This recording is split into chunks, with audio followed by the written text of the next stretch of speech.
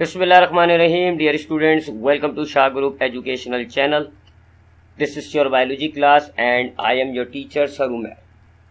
Students, bio में chapter number 7 जिसका नाम है बायो एनर्जेटिक्स। पिछले लेक्चर में हमने फोटोसिंथेसिस को स्टडी किया था। मैंने आपको बताया कि प्लांट कुछ प्रोटोजोन्स होते हैं, एल्गीज और कुछ बैक्टीरिया होते हैं। इनमें एक प्रोसेस होता है। ये क्या करते हैं जी, लाइट की सूरज में से लाइट एनर्जी को कन्वर्ट करते हैं केमिकल एनर्जी के अंदर। फिर एक ग्लूकोज का मॉलिक्यूल तैयार करके इस केमिकल एनर्जी को उस ग्लूकोज मॉलिक्यूल में स्टोर कर देते हैं। This process is called photosynthesis. Light energy convert into chemical energy and store in glucose molecule. This whole process is called photosynthesis. फिर इसकी हमने इक्वेशन भी देखी कि प्लांट जो है वो कार्बन डाइऑक्साइड को वाटर से कंबाइन करके ग्लूकोज तैयार करते हैं। फिर इस ग्लूकोज में क्लोरोफिल की मदद से लाइट एनर्जी को कन्वर्ट करते हैं केमिकल एनर्जी में और ग्लूकोज में स्टोर कर देते हैं। साथ साथ एक बाय प्रोडक्ट ऑक्सीजन गैस भी प्रिपेयर होती है। ये हमारी फोटोसिंथेसिस की इक्वेशन होती है। 6 carbon dioxide plus 6 water combined to form 1 glucose and 6 oxygen. फिर इस ग्लूकोज में लाइट एनर्जी को केमिकल एनर्जी में कन्वर्ट करके स्टोर किया गया है और लाइट एनर्जी को केमिकल एनर्जी में कन्वर्ट किया है क्लोरोफिल नाम के पिगमेंट ने। बट ये फोटोसिंथेसिस का प्रोसेस होता कैसे है इन ग्रेट डिटेल, पूरा डिटेल में देखना है आज हमें कि ये फोटोसिंथेसिस का प्रोसेस कैसे होता है। तो बच्चों, फोटोसिंथेसिस का प्रोसेस 2 फेसिस में होता है, 2 हिस्सों में होता है। पहले हिस्से को हम कहते हैं लाइट रिएक्शन और दूसरे हिस्से को हम कहते हैं डार्क रिएक्शन।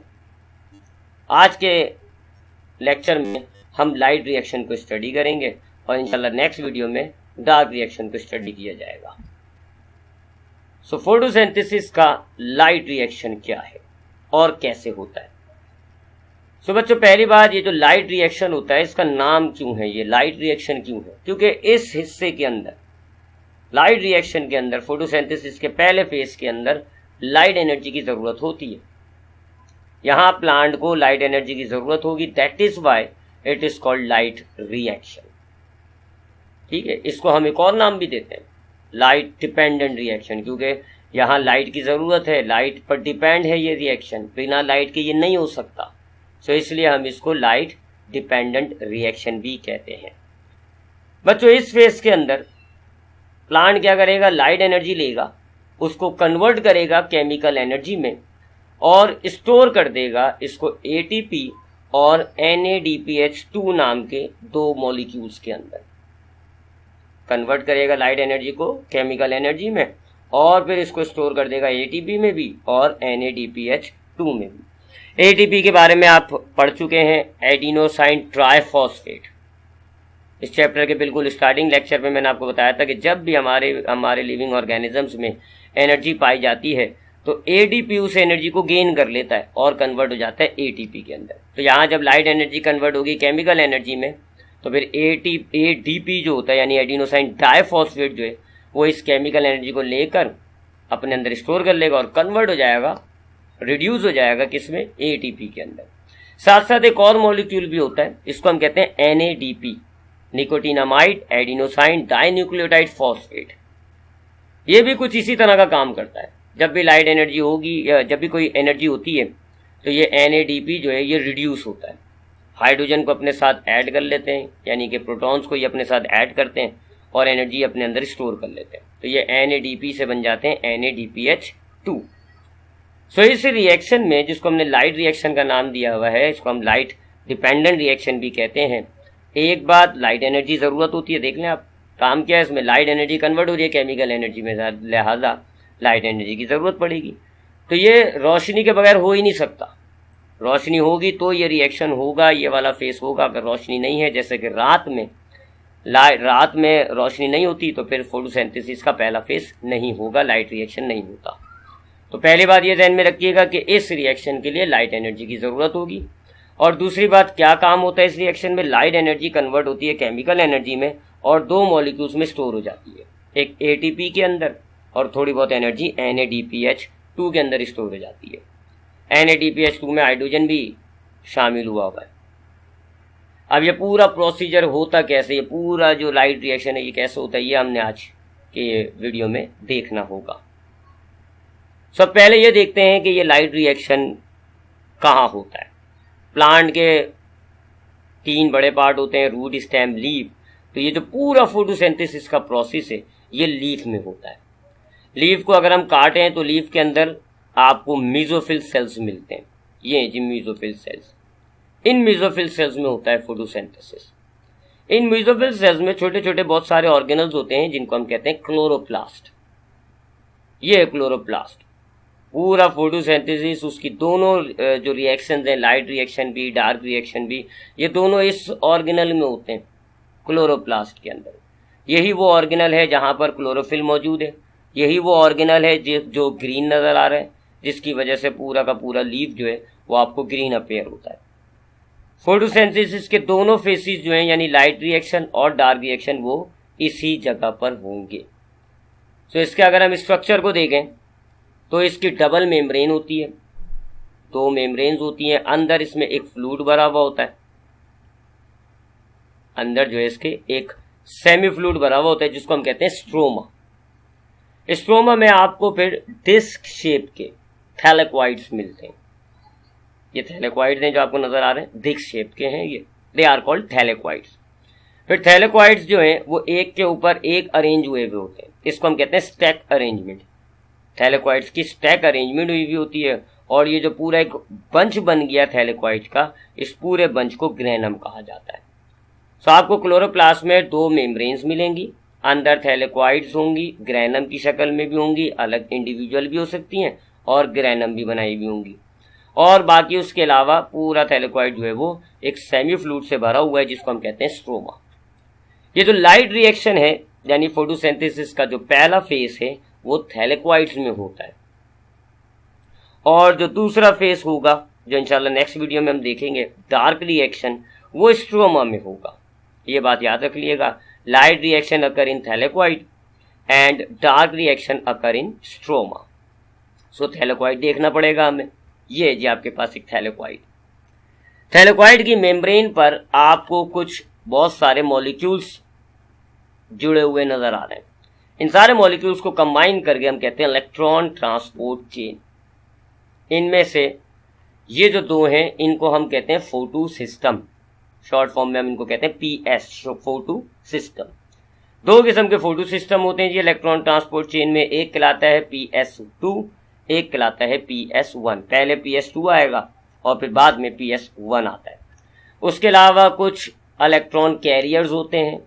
ये इलेक्ट्रॉन कैरियर्स हैं, इनका काम होगा इलेक्ट्रॉन्स को एक जगह से दूसरी जगह लेकर जाना, एक मॉलिक्यूल से दूसरे कॉम्प्लेक्स में लेकर जाना। उसके अलावा कुछ कॉम्प्लेक्सेस होते हैं जैसे साइटोक्रोम BF कॉम्प्लेक्स, एंजाइम्स होते हैं जैसे NADP रिडक्टेस और ATP सिंथेस। ये सब है जी आपके पास कहाँ पर, थैलेक्वाइड की मेम्ब्रेन में। देख लें सारे थैलेक्वाइड की मेम्ब्रेन पर अटैच हुए हैं ये इलेक्ट्रॉन ट्रांसपोर्ट चेन भी, और ये जो एंजाइम्स हैं NADP रिडक्टेस और ATP सिंथेस। ये तो यहाँ पर इस इलेक्ट्रॉन ट्रांसपोर्ट चेन में होना है आपका पूरा का पूरा लाइट रिएक्शन। तो अब देखते हैं जी लाइट रिएक्शन होता कैसे है। तो अब तक मैंने आपको क्या बताया, फोटोसिंथेसिस 2 फेसेस में होता है। पहला फेस कहलाता है लाइट रिएक्शन। इस रिएक्शन को आप लाइट डिपेंडेंट रिएक्शन भी कहते हैं, क्योंकि इस फेस के अंदर लाइट एनर्जी की जरूरत होगी, बिना लाइट के ये फेस नहीं हो सकता। फिर मैंने आपको बताया ये कहाँ होता है, हमारे प्लांट के जो लीव हैं उनके अंदर होते हैं जी सेल्स जिनको हम कहते हैं मेसोफिल सेल्स। मेसोफिल सेल्स के अंदर होते हैं बहुत सारे छोटे छोटे रॉड शेप के ऑर्गेनल्स जिनको हम कहते हैं क्लोरोप्लास्ट। क्लोरोप्लास्ट को देखें तो क्लोरोप्लास्ट में थैलेक्वाइड्स हैं और स्ट्रोमा है। लाइट रिएक्शन थैलेक्वाइड में होता है, स्ट्रोमा में डार्क रिएक्शन होगा। सो ये हमारे पास थैलेक्वाइड है। थैलेक्वाइड में हमारे पास बहुत सारे मॉलिक्यूल्स की एक पूरी चेन है जिसको हम कहते हैं इलेक्ट्रॉन ट्रांसपोर्ट चेन। इसमें हमारे पास फोटो सिस्टम्स हैं, कुछ इलेक्ट्रॉन कैरियर्स हैं, कुछ मेम्ब्रेन बाउंड प्रोटीन्स हैं, एंजाइम्स हैं, कॉम्प्लेक्सेस हैं। तो ये काफ़ी मॉलिक्यूल्स हैं जो हमारे थैलेक्वाइड की मेम्ब्रेन में अटैच हैं। सो अब ये लाइट रिएक्शन कैसे होता है, सबसे पहले लाइट के जो फोटॉन्स हैं वो PS2 को हिट करते हैं और PS2 में से 2 इलेक्ट्रॉन्स इजेक्ट हो जाते हैं, निकल जाते हैं एक्साइट होकर। लाइट जब टकराएगी, लाइट के जो फोटॉन्स हैं वो PS2 यानी फोटो सिस्टम 2 से टकराते हैं, तो इस PS2 के अंदर होता है क्लोरोफिल मॉलिक्यूल। ये जो पिगमेंट है ना क्लोरोफिल, ये यहाँ है PS2 में। तो ये क्लोरोफिल जो होता है ये लाइट के फोटॉन्स को एब्जॉर्ब करता है और उसके जो 2 इलेक्ट्रॉन्स होते हैं वो एक्साइट होकर क्लोरोफिल में से निकल जाते हैं। तो अब यहाँ PS2 में से 2 इलेक्ट्रॉन्स निकल गए। याद रखिएगा 2 इलेक्ट्रॉन्स निकल गए, इसका मतलब हुआ कि हमारे पास क्लोरोफिल में अब 2 इलेक्ट्रॉन्स की कमी हो गई। उनमें से 2 इलेक्ट्रॉन्स निकल गए, 2 इलेक्ट्रॉन्स की कमी हो गई। फिर उसके बाद लाइट के फोटॉन्स वाटर को ब्रेक करते हैं। लाइट के फोटॉन्स वाटर को ब्रेक करेंगे, वाटर टूट जाएगा, एक ऑक्सीजन का आपको एटम मिलेगा, 2 हाइड्रोजन आइंस मिलेंगे और 2 इलेक्ट्रॉन्स मिलेंगे। 3 चीजें मिलेंगी वाटर ब्रेक होने पर। हाइड्रोजन जो है उसके आइंस 2 हो जाएंगे, एक ऑक्सीजन का एटम हो जाएगा और 2 इलेक्ट्रॉन होंगे। ये जो वाटर ब्रेक हुआ है जिसके नतीजे में आपको 2 हाइड्रोजन आइंस मिले, 2 इलेक्ट्रॉन्स मिले और एक हाइड्रोजन एटम मिला, तो एक ऑक्सीजन एटम मिला, इसको हम कहते हैं फोटोलाइसिस। इस हिस्से को हम कहते हैं फोटोलाइसिस। तो वाटर की फोटोलाइसिस हुई और आपके पास एक ऑक्सीजन का एटम आ गया, 2 हाइड्रोजन आइंस आ गए और 2 इलेक्ट्रॉन्स आ गए। अब ये बच्चों ये जो ऑक्सीजन है ये एक और ऑक्सीजन के साथ कंबाइन होकर ये तो रिलीज हो जाएगी। याद है ना फोटोसिंथेसिस की इक्वेशन में आखिर के अंदर हमारे पास एक ऑक्सीजन गैस बाय प्रोडक्ट बनी थी, एक फालतू ऑक्सीजन गैस बनी थी जो रिलीज हो गई थी, तो वो ये है जी ऑक्सीजन। वाटर का जो ऑक्सीजन है वो एज अ बाय प्रोडक्ट यहाँ पर मौजूद है। तो इस ऑक्सीजन ने एक और एटम ऑक्सीजन का चाहिए होगा। जैसे ही एक और वाटर मॉलिक्यूल ब्रेक होगा तो अब ये 2 ऑक्सीजन एटम्स आपस में कंबाइन होंगे, ऑक्सीजन मॉलिक्यूल बनेगा और ये रिलीज हो जाएगा। सो ऑक्सीजन तो गया, वाटर का ऑक्सीजन तो गया। अब जो ये जो 2 इलेक्ट्रॉन्स थे ये PS2 के क्लोरोफिल से एब्जॉर्ब कर लेते हैं। उन्होंने अपने 2 इलेक्ट्रॉन एक्साइट करके निकाले थे तो उनके अंदर 2 इलेक्ट्रॉन्स की कमी हो गई थी, सो यहाँ से उनको 2 इलेक्ट्रॉन्स मिल गए। सो अब क्लोरोफिल के जो 2 इलेक्ट्रॉन लॉस हुए थे उसने वापस वो 2 इलेक्ट्रॉन्स गेन कर लिए। और जो हाइड्रोजन था, हाइड्रोजन आइन, वो थैलेक्वाइड के ल्यूमन में आ गया। तो ये वाटर का हाल हो गया। वाटर जो है लाइट की मदद से ब्रेक हुआ, उसका ऑक्सीजन रिलीज हो गया, उसके हाइड्रोजन आइंस थैलेक्वाइड के अंदर आ गए और उसके जो इलेक्ट्रॉन्स थे वो PS2 के क्लोरोफिल ने एब्जॉर्ब कर लिए। अब आते हैं उस हिस्से की तरफ कि जो क्लोरोफिल के जो 2 इलेक्ट्रॉन्स निकले थे उनका क्या होगा। आपने देखा ना PS2 में मौजूद क्लोरोफिल जब लाइट उससे हिट हुई, लाइट के फोटॉन्स हिट हुए तो क्लोरोफिल के इलेक्ट्रॉन्स एक्साइट हुए थे और PS2 से निकल आए थे। अब ये इलेक्ट्रॉन्स कैरियर्स के जरिए आगे जाएंगे। पहले ये इलेक्ट्रॉन्स जो हैं वो इस कैरियर पे जाते हैं, इसको हम कहते हैं प्लास्टोक्योनिन। फिर यहाँ से इस कॉम्प्लेक्स में आते हैं, इसको हम कहते हैं साइटोक्रोम BF कॉम्प्लेक्स। अब जब यहाँ साइटोक्रोम BF कॉम्प्लेक्स में आएंगे ये 2 इलेक्ट्रॉन्स, तो इन इलेक्ट्रॉन्स की एनर्जी को ये साइटोक्रोम BF कॉम्प्लेक्स इस्तेमाल करता है और स्ट्रोमा में मौजूद हाइड्रोजन आयंस को डिफ्यूज करके अंदर लाता है। ठीक है, इस प्रोसेस के लिए इसको एनर्जी चाहिए होती है जो कि इसने इलेक्ट्रॉन से हासिल कर ली।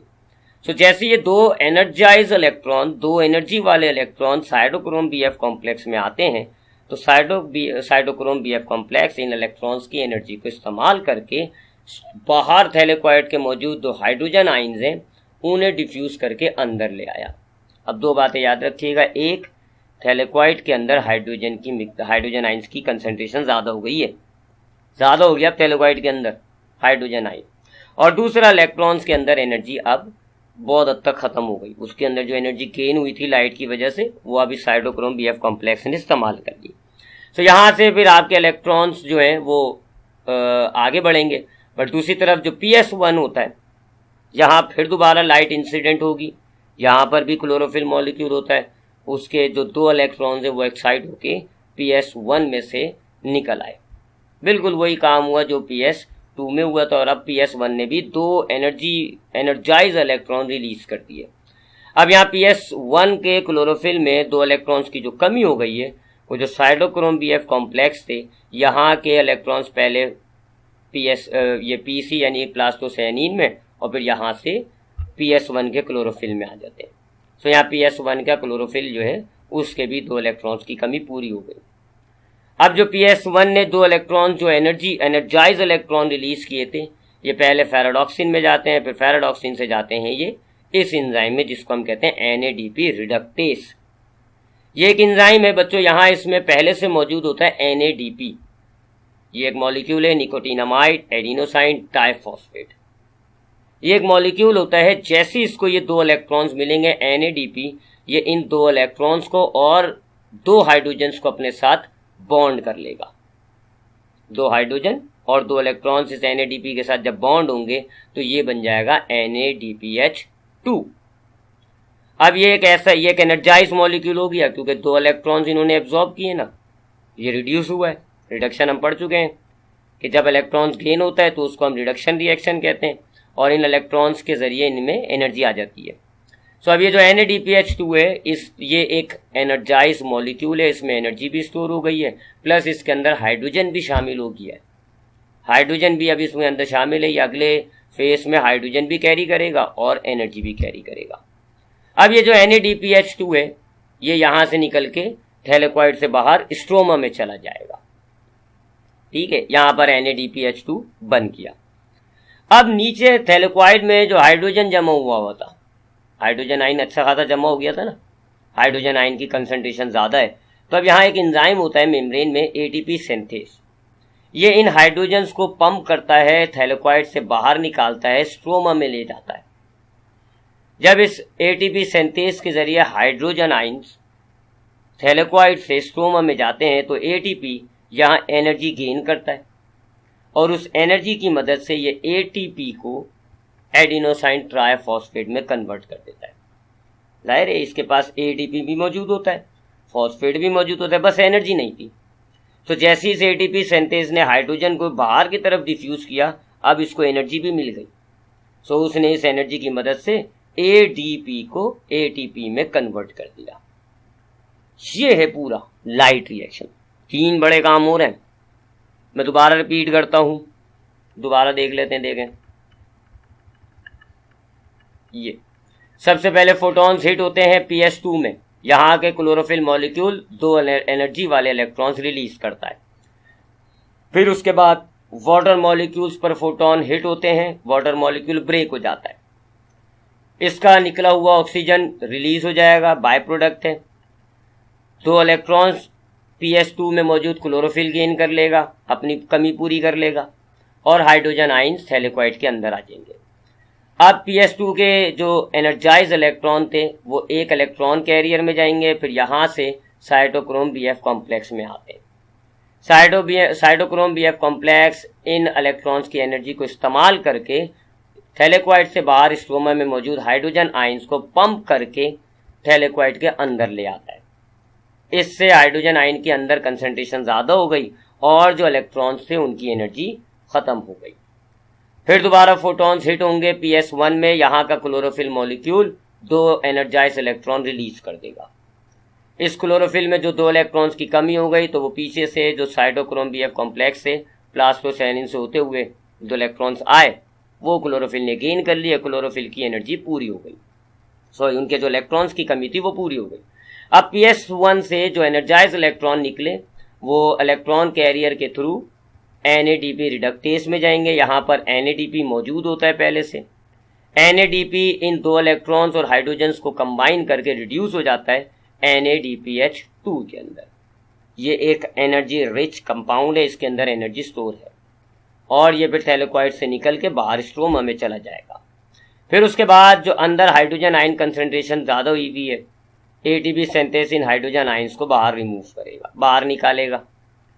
इस दौरान ADP सिंथेस एनर्जी गेन करेगा, ADP को कन्वर्ट कर देगा ATP में, और इस पूरे लाइट रिएक्शन के नतीजे में 2 एनर्जी रिच कंपाउंड तैयार हो गए, एक NADPH2 और एक ATP। यही आपको बताया था ना कि लाइट रिएक्शन के अंदर लाइट एनर्जी कन्वर्ट होती है केमिकल एनर्जी में और स्टोर हो जाती है 2 मॉलिक्यूल्स के अंदर, ATP और NADPH2। तो आपने देखा कैसे लाइट एनर्जी कन्वर्ट हुई केमिकल एनर्जी इलेक्ट्रॉन्स के अंदर। इलेक्ट्रॉन्स के अंदर कौन सी एनर्जी थी? Chemical energy. तो लाइट एनर्जी कन्वर्ट हुई केमिकल एनर्जी में, और फिर किस तरह इस केमिकल एनर्जी से ये 2 मॉलिक्यूल्स बने, NADPH2 और ATP। अब ये दोनों मॉलिक्यूल्स थैलेकॉइड से निकलेंगे, स्ट्रोमा में जाएंगे, और अब जो दूसरा हिस्सा होता है फोटोसिंथेसिस का, जिसको हमने नाम दिया हुआ है डार्क रिएक्शन का, उसमें अब इन दोनों का इस्तेमाल होगा, जो हम नेक्स्ट वीडियो में देखेंगे। एक ये NADPH2 और एक ये ATP। They are energy rich molecule, ये इस फेज के प्रोडक्ट होंगे, लाइट रिएक्शन के प्रोडक्ट हैं जो अब डार्क रिएक्शन में इस्तेमाल होंगे। और डार्क रिएक्शन को इंशाल्लाह नेक्स्ट वीडियो में देखेंगे। आज हम अब देखते हैं सेक्शन ए यानी मल्टीपल चॉइस क्वेश्चंस। पहला MCQs, a semi fluid protein present with in the chloroplast is called. हमारे क्लोरोप्लास्ट के अंदर जो सेमी फ्लूइड भरा हुआ है उसको हम क्या कहते हैं? स्टोमेटा, स्ट्रोमा, सेंट्रोयल्स या नन ऑफ दीज। तो हमारे क्लोरोप्लास्ट में जो सेमी फ्लूइड फिल हुआ हुआ होता है जिसमें थैलेक्वाइड्स भी मौजूद होंगे उनको हम स्ट्रोमा कहते हैं। Thylakoids piled at one another in stack is called. ये तो थैलेक्वाइड्स एक के ऊपर एक जमा होकर पूरा एक स्टैक बना रहे होते हैं क्लोरोप्लास्ट के अंदर, इसको हम क्या कहते हैं? ग्रेना, स्ट्रोमा, सेंट्रोयल्स या नन ऑफ दीज। तो बच्चों इसको हम कहते हैं ग्रेना। बहुत सारे होते हैं तो ग्रेना, और सिंगल की बात करें तो granum. Light dependent reaction take place in. Light dependent reaction कहाँ होता है? लाइट डिपेंडेंट रिएक्शन ही को लाइट रिएक्शन कहा जाता है। तो ये जो लाइट डिपेंडेंट रिएक्शन या लाइट रिएक्शन है ये कहाँ होता है? स्ट्रोमा में, थैलेक्वाइड में, क्रिस्टी में या क्रिस्टर्नी में। तो आपको बताया लाइट डिपेंडेंट रिएक्शन थैलेक्वाइड में होता है, और जो लाइट इंडिपेंडेंट या डार्क रिएक्शन जो होगा वो स्ट्रोमा में होता है। Splitting of water in the presence of light.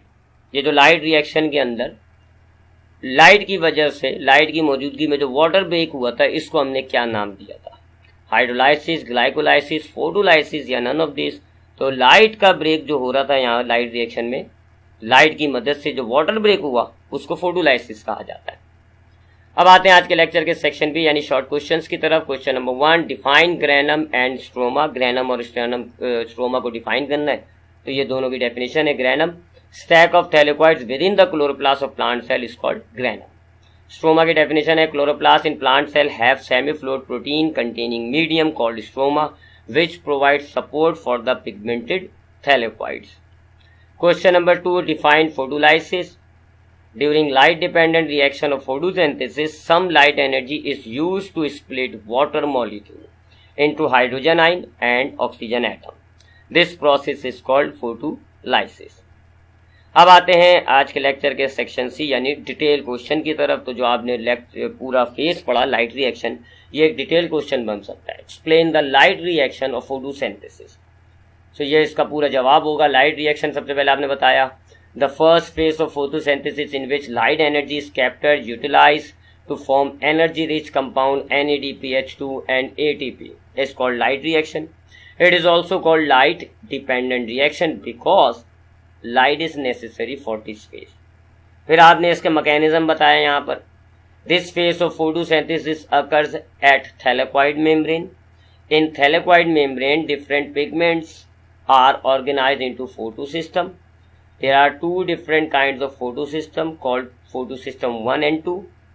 Each photosystem has light gathered antenna complex and the reaction center.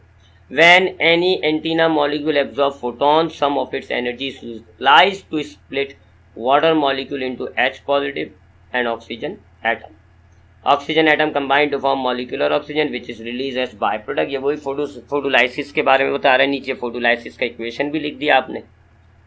फिर फर्दर कंटिन्यू किया आपने, in photosystem energy then transmit from molecules to molecule until it reaches the reaction center. When the chlorophyll A of reaction center receive energy, electrons become energized and leave the molecule.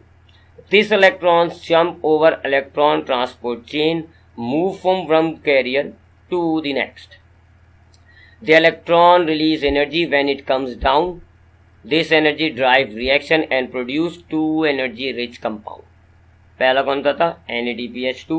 नाम पहले आपने लिखा NADP, nicotinamide adenosine dinucleotide phosphate already exists in the chloroplast. Reduce into NADPH2 by accepting hydrogen ion released from splitting of water. ATP आपने पहले बताया कि ADP, इसका नाम भी आपने लिख दिया, adenosine diphosphate is already present in the cell. Combine with phosphate by using the energy of photon released from when moving through electron carrier in photosynthesis to form ATP adenosine triphosphate. ATP and NADPH2 are energy rich compounds which provide energy, hydrogen ions and electron for the conversion of atmospheric carbon dioxide into carbohydrate during dark reaction of photosynthesis. So ये हो गया आपके पास light reaction का जो long question था।